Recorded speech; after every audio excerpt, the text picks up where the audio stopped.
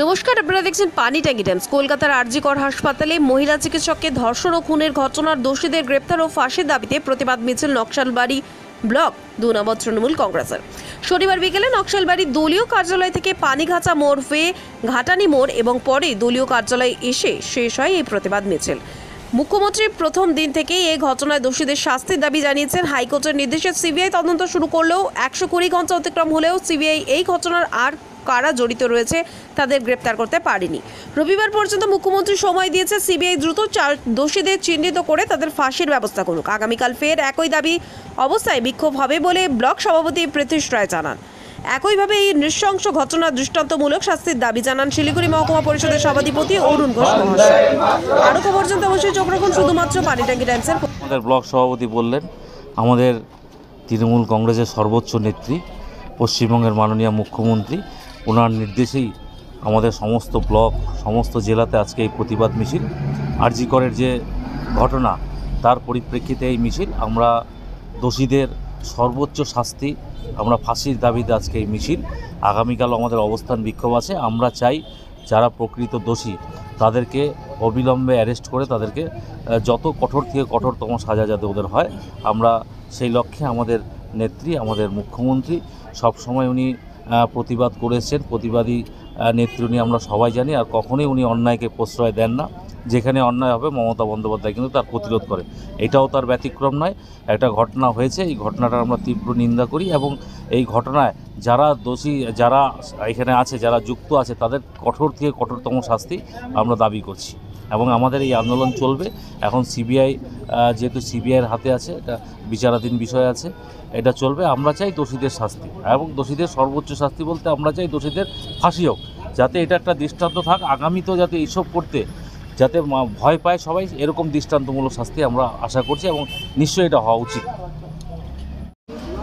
আমাদের সর্বভারতীয় তৃণমূল কংগ্রেসের সাধারণ সম্পাদক থেকে শুরু করে আমাদের পশ্চিমবঙ্গের মাননীয় মুখ্যমন্ত্রী, তার নির্দেশানুসারে আমরা সারা পশ্চিমবঙ্গব্যাপী প্রতিটি জেলা, প্রতিটি ব্লক স্তরে আমাদের আজকে প্রতিবাদ মিছিল, যেটা বেশ কিছুদিন পূর্বে কলকাতার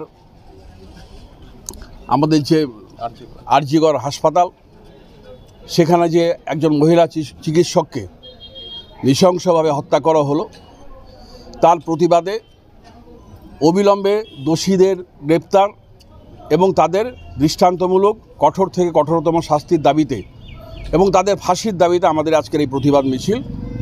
এবং যেটা সবচেয়ে উল্লেখ্য বিষয় হচ্ছে, যেদিন ঘটনা তার পরের দিনই আমাদের মাননীয় মুখ্যমন্ত্রী এবং আমাদের সর্বভারতীয় তৃণমূল কংগ্রেসের সাধারণ সম্পাদক তথা সাংসদ অভিষেক বন্দ্যোপাধ্যায়, তারা বলেছিলেন যে যেই দোষী হোক তার আমরা ফাঁসি চাই। সুতরাং সেই দাবিকে সামনে রেখে আমরা আজকের প্রতিবাদ মিছিলে সামিল হয়েছি।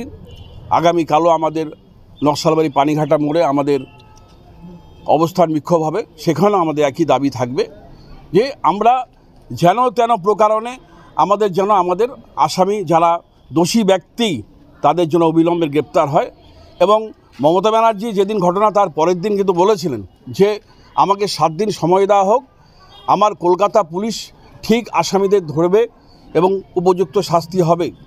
কিন্তু আমরা দেখতে পেলাম, দুঃখের বিষয়, পরিতাপের বিষয়, যে একজন আসামি ধরা পড়ার পরও মহামান্য হাইকোর্ট সিবিআইকে দায়িত্ব দিলেন এবং সিবিআই এখনও পর্যন্ত প্রায় 120 ঘন্টা অতিক্রান্ত হয়ে গেছে, এখনও পর্যন্ত কিন্তু মূল অভিযুক্ত আরও কারা কারা রয়েছে, যে অভিযুক্তকে ধরা হয়েছে তার সাথে আরও কারা কারা অভিযুক্ত, তাদের কিন্তু এখনও তারা পড়েনি।